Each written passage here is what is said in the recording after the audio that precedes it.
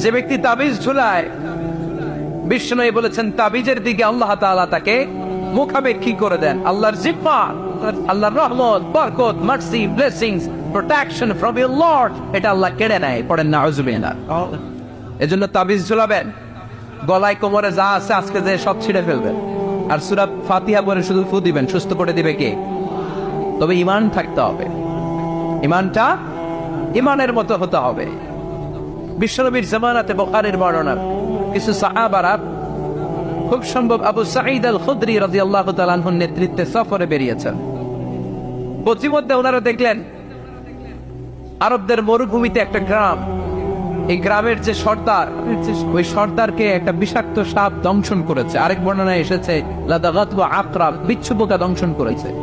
ওই সাপের কামড় খেয়ে বিষাক্ত অবস্থায় ওই কওমের, ওই গোষ্ঠীর সর্দার মরে যাওয়ার উপক্রম। চারিপাশে ভিড়, বৈদ্য, কবিরাজ, এদেরকে নিয়ে আসা হয়েছে। এরা এসে দোয়া কালাম পড়তেছে, মন্ত্রতন্ত্র পড়তেছে, সুমন্তর সু কালিকুত্তার গু, তার গু। বাংলাদেশে বলে না এগুলা ছোটরা? সুমন্তর সু কালিকুত্তার গু বইরা বুঝতেছে যে এই সমস্ত মন্ত্র বললে কি মানুষ সুস্থ হয়? কথা বলেন, বলেন। সাহাবারা বললেন আমাদের কাছে এমন মন্ত্র আছে যেটা পড়ে ফু দিলে, মানে রুকিয়া করলে, তাকে সুস্থ করে দেয় কে? এরা কেউ বিশ্বাস করে না, বলে তোমরা বেদুইন, যাও মিয়া,